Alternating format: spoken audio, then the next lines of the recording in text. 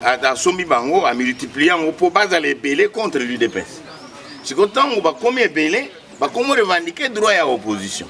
Mais si quand on a piège au Bakoué, Bango non se Bakoué, va composer na Kabila, Kabila a tourné Bango net Bami qui a tourné Bango ridicule, Nasuka et comique les lots, hein, baza ba majorité. Mais moi je vous ai dit que l'opposition ils allaient carrément. Non, il n'y a pas d'opposition. Il n'y a pas d'opposition. Mais Kabila Sombi Bango, quelque part, Somba Bango, Baniko Somba Chibala, Sombi Sami Badibanga Kayo. A Komisi Bango, tu as majorité. La minute. Non, maman, Sami Badibanga dans la partie. Je vais expliquer. Non, il n'y a pas d'opposant. Les progressistes. Non, il n'y a pas d'opposant. Il n'y a pas d'opposant. Donc, Bango, nous sommes Kabila Somba Bango. Voilà. Ils allaient opposition plurielle. Voilà. C'est ça le combat. C'est pour cela que tout est fait pour que ce qui est fait Koufi. Tozongi pensa donc la colonisation sur Tozongi la colonisation. Parce que regardez, tant on va côté qui kuna, babimi, mais au moment où babima il y a un rassemblement 1, rassemblement 2. Ce qui n'a yibisi bino tant on va bakana la scène city. Bakoba na opposition 1, opposition B. Opposition A, opposition B. Ba écarté Tsegedi, ba koti zairi ngoma za.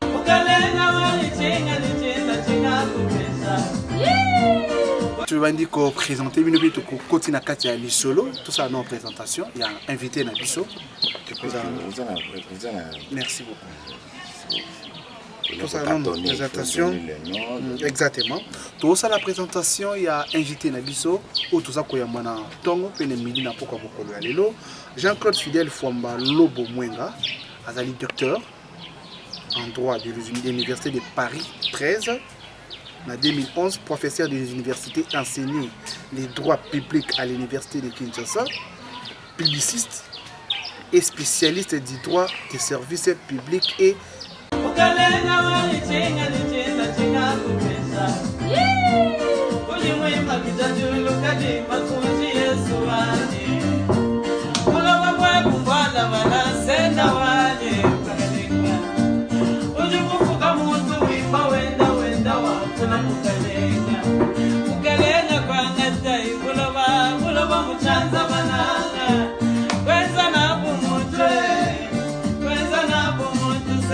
des services publics en RDC.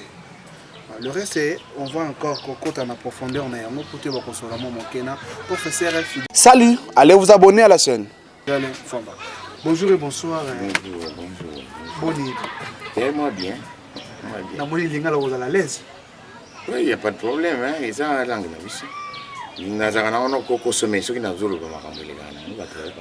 voilà, merci beaucoup. Tout de suite à Kolokayo. Tu kutani na yo, opesi biso pe rendez-vous, tu es na résidence, tu es kosolola na yo. Molière télévision, on a réception na musika. Sur la radio, ça la moi remarque moins moqué. Du point de vue négativité, positivité pour la chaîne Molière télévision. Pendant 60 vous êtes télévision populaire. Vous avez un bandakou, vous apportez une émission, un événement. Non, mais c'est bon. Sauf que vous portez la couleur politique pour voir les voilà. Je suis scientifique, on va les voilà. Mais faites du bon travail, vous êtes sur le terrain. Bon, ce qui est événement est amis, vous reportez en haut, vous allez à la télévision, c'est déjà bon. Merci beaucoup. C'est déjà bon, c'est l'essentiel. Alors, tout ce que tu as il y a des gens qui ont été éviter mon yambi, quelle que soit la présentation dans l'AI. Parce que Yomoko s'est présenté. Tu présentes bien les professeurs à l'université. Donc on donne toujours les titres de docteur. Trop prof ce qu'on a docteur en droit. Donc comment profiter. J'ai étudié à l'université de Kinshasa. J'ai fait l'assistant plusieurs années. Je suis devenu chef de travaux. J'ai autant doctorat en l'AI. J'ai fait les diplômes d'études approfondies en droit public à Paris 13. La salle qui peut vacataire, donc ça veut dire que j'ai autant ici. Au moment où j'ai fait mes recherches doctorales, et puis j'ai 6 thèses dans l'année 2020. Donc en 2011, j'ai un diplôme dans spécialiste de questions de services publics. Dans la salle théorie, il y a crise, il y a une crise. Je suis la seule référence Afrique mobile.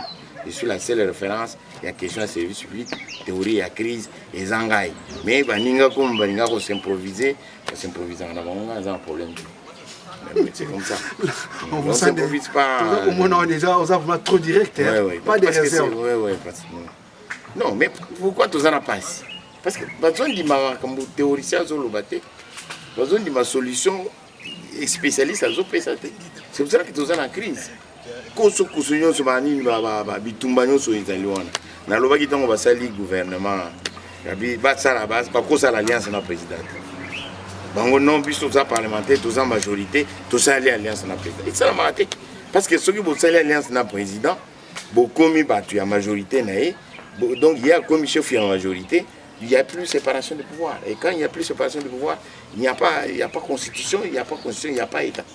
Donc, mais tant que vous avez le vous voyez, il faut écouter la voix des spécialistes.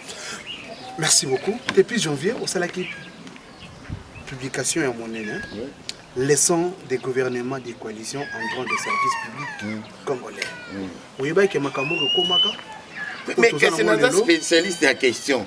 J'envisage toujours, je projette toujours à venir à moi. Tout ça, pour comprendre. Quand c'est dans un projeté, c'est-à-dire, j'imagine Makambo et Singil Kouya m'a expliqué pour tout tambola bien, voilà ce qu'il faut faire. Donc, comment Makambo a na YouTube, na sala ba conférence na YouTube, na sala ba texte na komela ba nyonso na transition na komi na lobi non. Pour que demain, tous à la gouverner, il faut tout dans le principe de gouvernement. Donc, principe de gouvernement, le bango, donc, ils ont unité et commandement. Ça veut dire, ceux qui ont pris premier ministre, donc il faut poner sous la direction du chef de l'État. Pour ceux qui ont vu Mikano, Nandeng chef de le gouvernement à Malonga. Oui, il y a la cisanité, oui, il y a la terre qui est en Wele. Non, mais il y a Nzela. Qu'est-ce qui prouve qu'il y a pas de difficulté? Mais vous avez la rendez vous avez il faut organiser le gouvernement parce qu'ils allaient peuple fois donc la question de la journaliste c'est la besoin de peuple la loba mais moi pour te belé na totali ba représenter ya peuple mais bon autant to kuta ino moto maele technicien moto amona ka lobby kasi yango na représenter peuple moso na yo ko répondre bango kasi yango na lina répondre siko na lobby omoni tango ba kota ki na dialogue voilà to bandela dialogue pour ba comprendre exactement pouvoir en place et boya ki dialogue et ça le dialogue na cité de l'OU. Vous vous rappelez, le peuple va se rappeler. À ce dialogue, na cité à Oya, dialogue, wana ezala ki kaka bango bati au pouvoir. Baboy opposition quoi. À cette époque, je rappelle, au moins caméra comme un problème parce que pendant qu'à la base na yona, a kendeki na opposition en tant qu'opposition, a kendeki na dialogue wana. Donc ezala ki ko dribbler peuple. Donc peuple là l'andanga ils ont commis moi koko so alinga ko tsaka mo français mais ba do comprendre ba dribbler peuple ba le autre surtout c'est le dialogue on a ezala ki na ba opposante parce que quand même na ndenge na lobaka ngo depuis kala azane opposante a jouer comme jeune et donc côté zo intérêt na India ça azana ina bande kono yango ya régional bande ko opposition non akendaka kuna comme opposition na dialogue wana na bande sika wana po interview na bino ezala na sens ba comprendre makambo premier faux pas au nom to c'est le dialogue wana ekinde pas été tant ba bimi na dialogue wana Kabila azuba dibanga na kati ya kaya ba opposant ba ibaki na bango Kabila za na opposition ba zuba dibanga après et qu'on a tout ça sur dialogue ba yeko monde ba comprendre que non biloko ba sali wana ezana nzela te basali otoko na dialogue ya Saint-Sylvestre babandaki nango boyebi na je rappelle le peuple congolais va bien période wana tozui ba G7 boyebi yango lisusu ino ba journaliste fo boyebi G7 na parti ya République mouvement o ya Katumbi batu nyonso na bayebu otoyeba opposant parce que l'opposition d'Ingwana te mais quand on j'explique tout ça la opposition d'Ingwana te na expliquant on a ma conférence belé dans YouTube na lobby non opposition otozalanga non na Congo ezaka UDPS c'est comme ça lobby non otana UDPS ngabinda zanga mutu ya parti politique mais je vous analyse ndenge na solo parti politique ezalanga na Congo ezaka UDPS Natango, tout ça là faut pas depuis l'indépendance, tout ça n'a pas parti politique. C'était des associations amicales et comme tout ça va parti. Donc il y a un toujours indépendance, tout ça indépendance. Tout ça le gouvernement est poigné. Parce que tant que tout temps droit, toujours tant que c'est droit, tu lobby que il y a 3 éléments et constitution à l'État. Population, territoire, na gouvernement. Et puis 4e élément est la reconnaissance internationale. Ndenge mamindele bazo landela biso, bazo ndima biso, balbi vous êtes un État. Ce qui bango ba reconnaître biso bongo, to comme membre à ONU. Et comme 4e élément. Donc on a eu autant de droits, on a eu autant pour les muzindo à souffrance pour qu'on puisse en haut. J'ai découvert que tout ça la culture politique, 5e élément. Tu as la conscience collective. Botal. Tu as 450 États. Ceux qui combattent le peuple et bandits, tu as un peuple. Parce que tous na bena, donc les gens du nord, les gens du sud, les gens du centre. Donc on n'a pas une lutte cohérente. Il y a peuple au Azobune Lamboka. Donc tu combattras toujours waya. Parce que tu as pas parti politique et organiser peuple là ensemble, à organiser sortie à crise Yamboka. Donc tout ceci, tu vas analyser en mode, analyser en depuis na expliquer. Bah que yo toke na dialogue. Tant on va comme na dialogue. Boyebi bino moko peuple azola nangai ayebi moko que dossier ya peuple congolais et ça qui traité parce que tant que comme kuna to combat na opposition plurielle il y a ba G7 bani banani wana noso babimaki à la veille il y a élection à la veille donc la dernière année il y a mandat ya Kabila babimo to za opposant ba kendengi na kati ya opposition pour na ko flouer combat ya opposition. J'explique depuis Natikate, Kabila suspendé Nakotikate parce que c'est ça la réalité.